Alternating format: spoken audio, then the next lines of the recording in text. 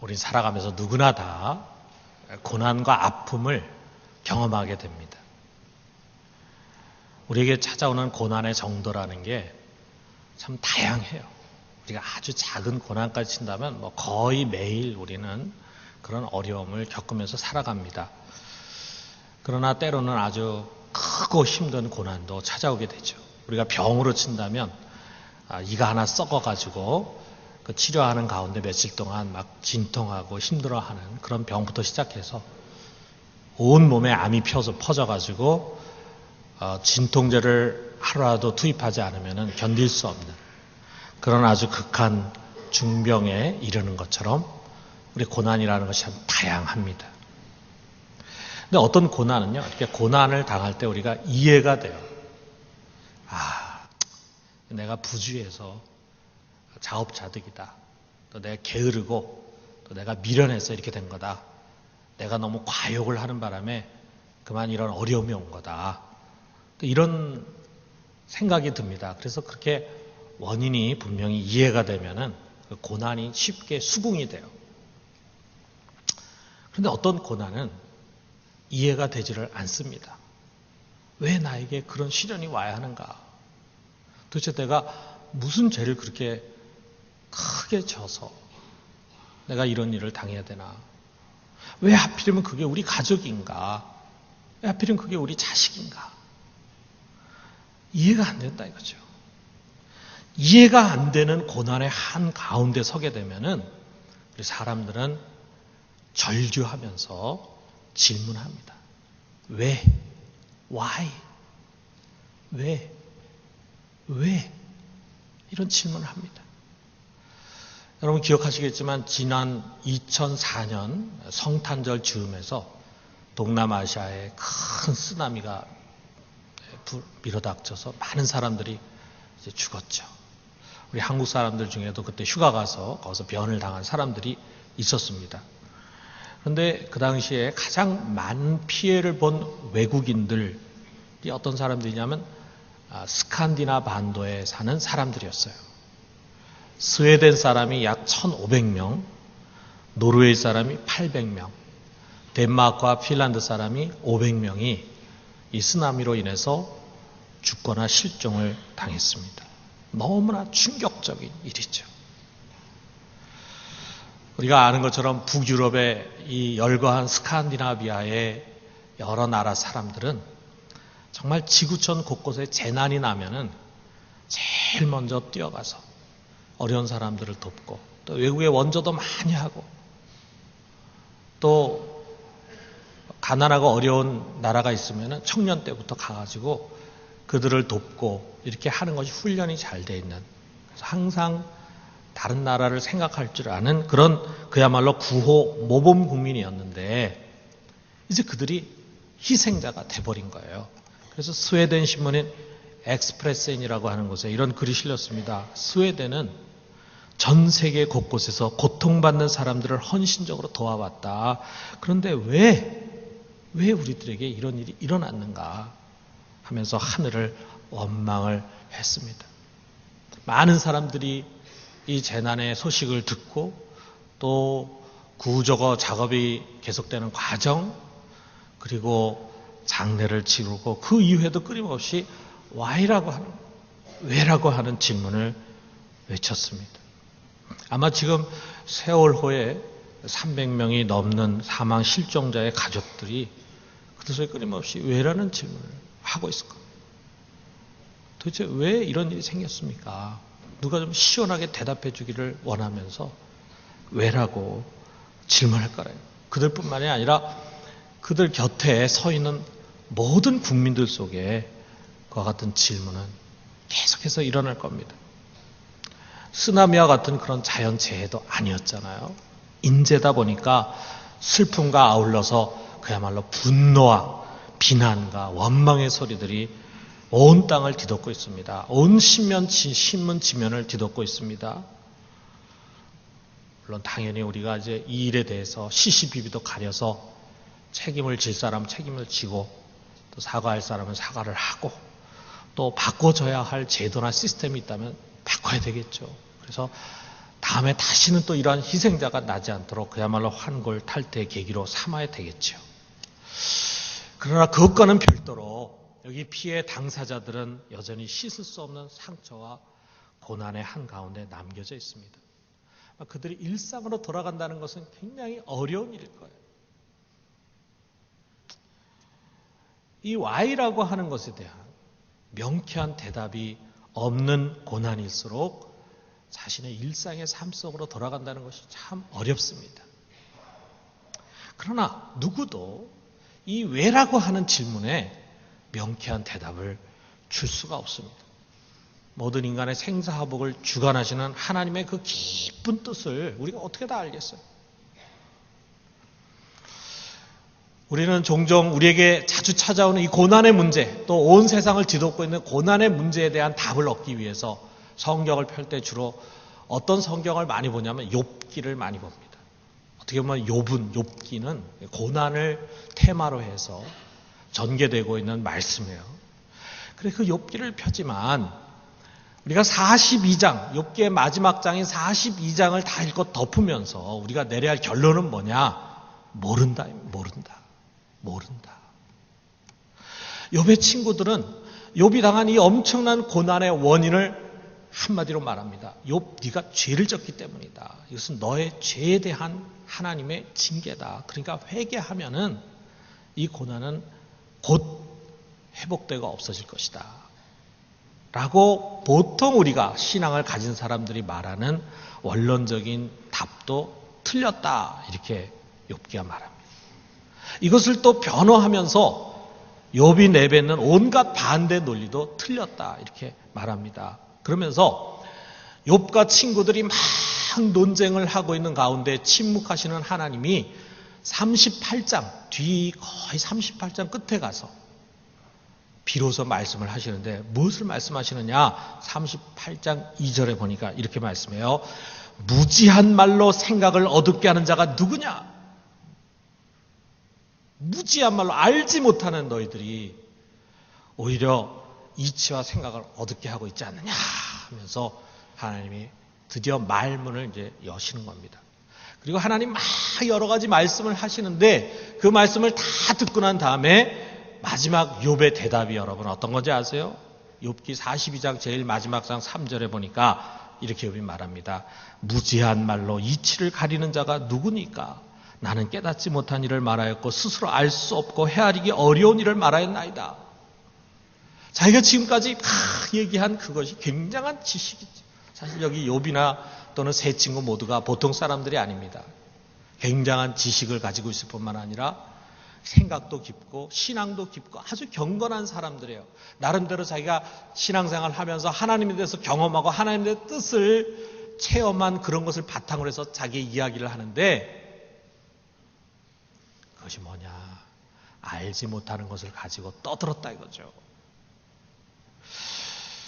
그러므로 여러분 우리가 이런 고난을 당하는 자를 만나게 될 때 우리는 너무 쉽게 말해서는 안 됩니다. 이 고난이 죄의 결과다. 하나님의 심판이다. 이런 얘기 우리 너무 쉽게 하면 안 돼요. 때로 우리 같은 교회 생활 하면서도 어떤 사람이 어떤 큰 어려움을 겪게 되고 그러면은 한편으로 위로하는 것 같으면서도 다른 한편으로는 콕 찔러요. 다 그게 뭐 이런저런 죄를 지었기 때문에 뭐가 잘못됐기 때문에 하나님이 손을 들어 치는 거다. 이렇게 하면서 자기 나름대로 그 죄의 원인이 무엇인가를 다 결론을 내려서 이야기하는데 여러분 우리가 이거 좀 조심해야 합니다. 왜 그들에게 그런 고난이 왔는지 우리는 사실 잘 몰라요. 단지 우리는 고난 당하는 자의 아픔을 이해하는 것입니다.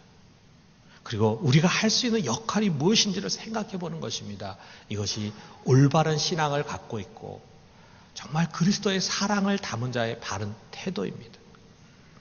우리가 성경 전체를 통틀어 볼 때 가장 깊은 고난의 심연 속에서 지은 시라고 한다면 우리 시편 22편 다윗의 시를 말할 수 있습니다. 이 시는 한마디로 그야말로 죽음의 문턱에 내려간 죽음의 문턱 앞에서 내려간 그런 고난받는 자가 부르짖는 절규예요. 이 시가 굉장히 유명합니다. 유명한 이유는 뭐냐면 이 시의 초도에 내 하나님이여 내 하나님이여 어찌 나를 버리셨나이까 라고 하는 이것이 너무 유명하기 때문에 그래요. 엘리 엘리 라마 사박다니 어디에 나오는지 여러분 아시죠? 예수님께서 십자가에 못 박히시면서 그 십자가에서 모두 7마디 하셨어요. 이걸 우리가 가상 7언이라고 합니다.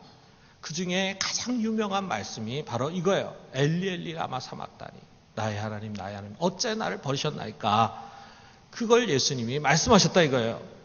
그 외에도 이 시에 담겨져 있는 여러 가지 이 저자가 당하는 고난의 내용이 예수님의 십자가의 고난을 아주 리얼하게 보여주고 있어요. 그래서 이 시를 십자가의 시다 또는 제5복음이다 라고 말하기도 합니다. 근데 우리가 이 시를 대할 때 많은 사람들이요 사실 다윗의 고난에 주목하지 않습니다. 매튜 헬리아 같은 그런 주석가는요 아예 뭐라 그러냐면 여기에 지금 시편 22편에 세부적으로 열거된 고난을 표현하는 이런 특별한 상황들을 다윗이 직접 경험한 거 아니다. 다윗이 그런 것을 경험한 것이 아니라 그냥 미래에 오셔서 받을 메시아를 예언한 것일 뿐이다. 이렇게 이야기해요. 또 우리가 잘 아는 대단한 설교가 스펄전 목사님 뭐라고 말하냐면 낮에는 밝은 태양빛에 별들이 가리우듯이 이 시에서 예수 그리스도를 발견한 자들은 다윗이 이 시편에 포함되어 있든지 포함되지 않았든지 별 관심을 기울이지 않을 것이다. 이 시편에는 십자가의 어둠과 영광 그리고 고난, 그리스도의 고난과 후에 따를 영광이 들어있다. 무슨 말입니까? 이 시는 예수 그리스도의 고난과 영광을 표현하는 시지 여기서 다윗이 뭐 그런 고난 당인지 안 당인지 하나도 중요하지 않다. 다윗은 여기 별 중요한 존재가 아니다. 여기서 우리는 그리스도만 찾으면 된다라고 하는 그런 이야기입니다. 근데 여러분 우리가 이 시 속에서 전적으로 그리스도와 그의 고난만을 보게 될 때 우리는 이 시에 담긴 진짜 중요한 것들을 놓치게 돼요. 여러분 이 시는 그리스도의 고난을 상징하는 십자가의 시이기 전에 다윗의 시입니다. 그는 미래에 메시아가 당할 고난을 시로 표현하기 이전에 자기가 지금 그 고난의 현실 속에서 그 고통 속에서 부르짖으면서 이 시를 쓴 거예요. 그러니까 구체적으로 어떤 상황인지 우리는 잘 모릅니다.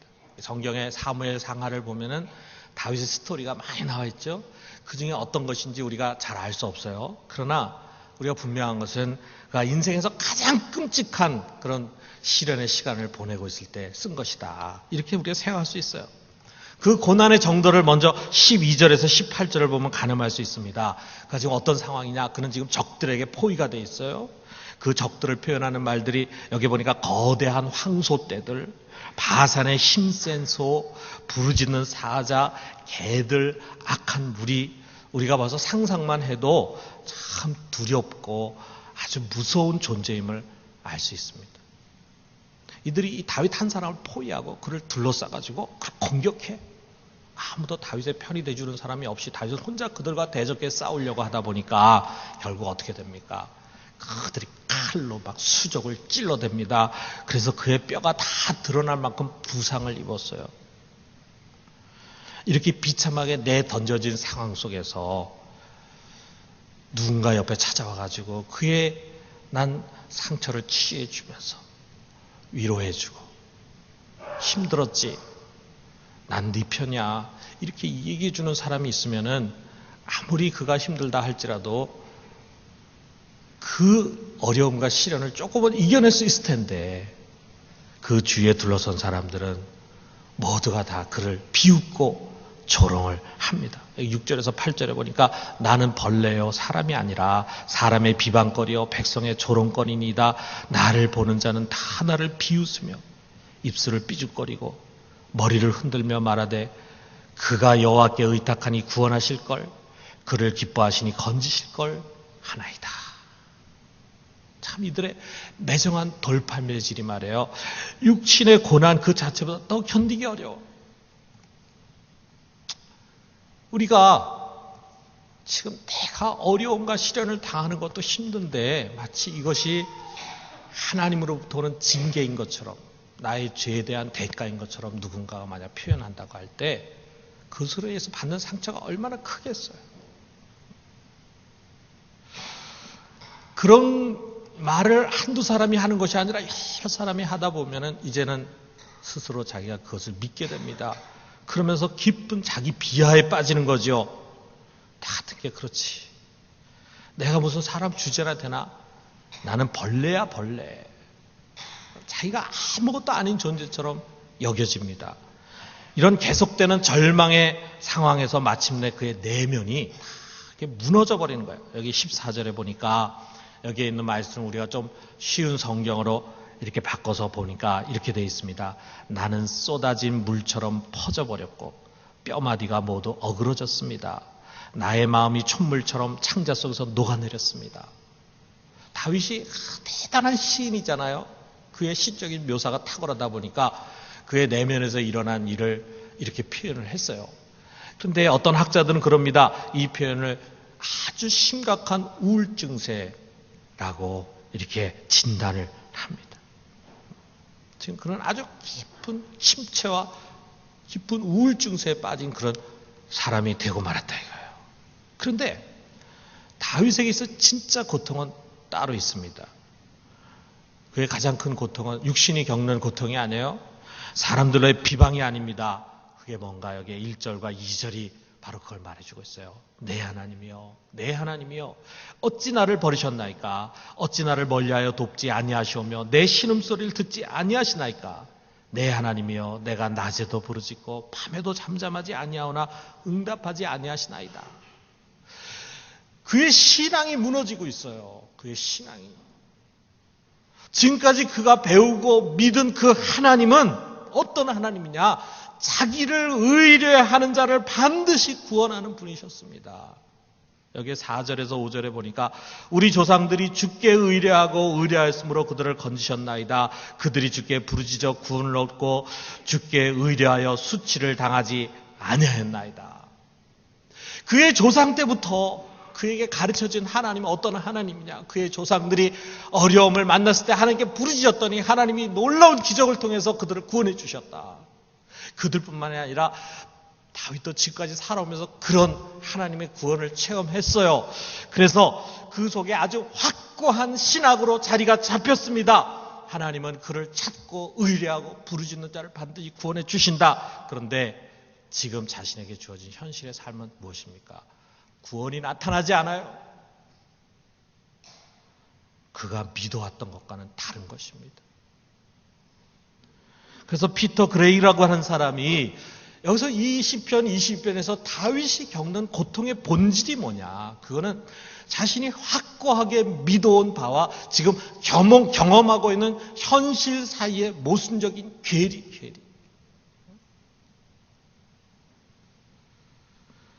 지금까지 믿어온 그것이 현실에서 통하지 않아요. 그래서 그의 현실을 불가사의한 것이 되고 말았어요. 아마 우리 신앙생활 하는 분들 중에 보면은 공감하시는 분들이 있을 거예요. 뭐 한두 번 스쳐 지나가는 고난이 아니라 너무 깊은 그야말로 칼로 뼛속 깊이까지 찌르는 것 같은 그런 고난을 겪을 때 그것이 하루 이틀에 사라져버리는 것이 아니라 사라지지 않는 그런 고난, 그런 것을 겪을 때 부르짖죠. 하나님께 매달리죠. 그리고 하나님이 도와주실 거라는 그런 나름대로 확신을 갖죠. 그런데 그런 것이 하루 이틀, 한 달, 1년 이렇게 지나가면서 그 속에 회의가 찾아옵니다. 자기가 믿던 것과 지금 이 현실 사이의 괴리감. 우리가 고난에 대해서 수긍하지 못하는 게 바로 이것입니다. 여러분, 우리 일반인들 속에도요, 아주 단순하면서도 확고한 가치가 있어요. 대부분 사람들 속에는 표현하지 않더라도 이와 같은 삶의 나름대로의 좌표가 있어요. 가치가 있어요. 그게 뭐냐? 바르게 살려고 하는 자는 잘 되고, 그리고 악하고 불의한 자는 벌을 받는다. 이 권선징악이에요. 그래서 사람들 속에 자기가 어려운 일 당하면 내가 옛날에 못되게 군 것 벌 받는다. 이런 생각이 있잖아요. 또 이런 권선징악이라고 하는 것이 보이지 않게 삶의 아주 밑바닥에 굉장히 단단한 가치로 자리 잡고 있어요. 그래서 그것이 개인적인 또는 사회적인 윤리나 도덕을 가능하게 해줍니다. 그런데 이게 무너져 내리는 거예요. 이게 무너져 내려요. 이게 무너지는 현실 앞에 서게 되면 인간은 분노합니다. 그리고 가장 근본적인 부정으로 나갑니다. 뭐냐? 신이 어디 있어? 하나님 없다 이거죠. 만약 이 세상을 다스리는 하나님이 있다면, 정의로운 하나님이 있다면 어떻게 이런 일이 일어날 수 있느냐? 정의로운 하나님이 있다면, 사랑의 하나님이 있다면 어떻게 이런 일이 우리 가정에, 우리들에게 일어날 수 있느냐? 이게 하나님 부정합니다.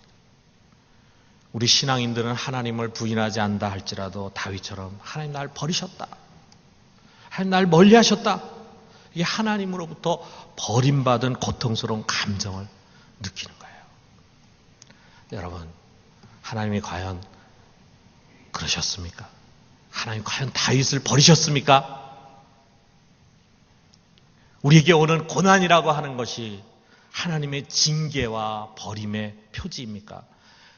그 대답은 말이죠. 그 대답은 수천 년 뒤에 십자가에서 주어집니다. 십자가. 이 시는 십자가로 연결이 되는 거예요. 그 십자가에 한 분이 매달려 있습니다. 손과 발에 못이 박히고 머리에는 가시면류관을 쓰셔서 피와 땀이 범벅이 되어 있는 가운데 그 십자가 위에서 고통을 이기지 못하고 신음하고 계시는 한 분이 계십니다. 그 밑에 있는 대제사장과 장로들과 유대인들과 로마 병정들은 그를 보고 불쌍히 여기는 것이 아니라 도리어 그를 조롱하면서 비웃고 있습니다. 그가 누굽니까? 이 십자가에 달리신 분이 누굽니까? 하나님의 아들 예수 그리스도이십니다. 그러므로 이제 이 시편은 다윗만의 시가 아니라 예수님이 직접 겪으신 그의 시가 되는 거예요. 주님께서 마침내 마지막에 이렇게 부르짖었습니다. 마태복음 27장 46절에 보니까 엘리 엘리 라마 사박다니 하시니 이는 곧 나의 하나님 나의 하나님 어찌하여 나를 버리셨는가 하는 뜻이라. 다윗이 부르짖은 그 시편 22편 1절에 있는 그것을 예수님 똑같이 외치십니다. 이 다윗의 시가 십자가의 시가 되는 거예요. 그러면서 우리가 놀라운 사실을 보게 됩니다. 아주 외롭고 괴롭고 절망과 비탄에 빠진 이 다윗, 모두가 그를 다 버리고 그에게는 아무도 없는 줄 알았어요. 그의 주변에는 그를 미워하고 그를 대적하고 그를 고통 속에 몰아넣으려고 하는 그런 사람들과 그런 운명들만 있는 줄 알았습니다. 그런데 호련히 그는 그의 곁에 서 계신 한 분을 보게 됩니다. 그는 황금 면류관이 아닌 가시 면류관을 쓰고 있습니다. 그는 자색 옷이 아닌 죄수의 옷을 입고 있습니다. 그는 빛나는 보좌에 앉아 있는 것이 아니라 십자가 형틀에 매달려 있습니다. 다윗이 섰던 바로 그 극심한 고난의 자리에 그분이 똑같이 서 있는 거예요. 자긴 자기 혼자인 줄 알았는데 보니까 자기와 같은 고난의 자리, 아니 자기보다 더 심한 고난의 자리에 그가 서 있습니다. 그런데 그가 누굽니까? 그가 바로 다윗이 자신을 버렸다고 부르짖었던 바로 그 하나님이시더라 이거죠. 어찌하여 나를 버리셨나이까라고 외쳤던 그 하나님이 자기와 똑같이 그 고난의 자리에 서 있어요. 아니 자기보다 더 심한 고난을 지금 받고 있어요. 그렇습니다. 그는 모든 고난을 받는 자들과 함께 고난을 받으시는 하나님이십니다. 이것이 우리가 세상에서 고난받는 자들에게 줄 메시지예요.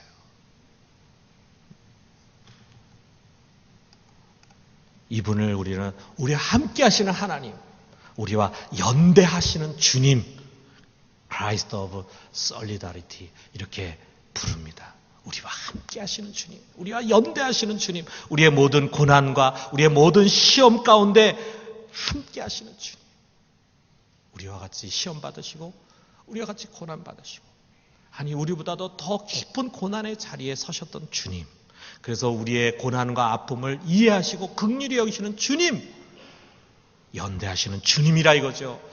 여러분, 우리의 주님 바로 그런 주님이십니다. 이 주님을 믿는 우리 그리스도인들은 바로 그 그리스도의 보이는 대사로 이 세상 속에서 항상 고난 당하는 자들과 함께 연대해야 합니다. 그래서 로마서 12장 15절에 이렇게 말하잖아요. 우리 같이 한번 읽어봅시다. 즐거워하는 자들과 함께 즐거워하고 우는 자들과 함께 울라.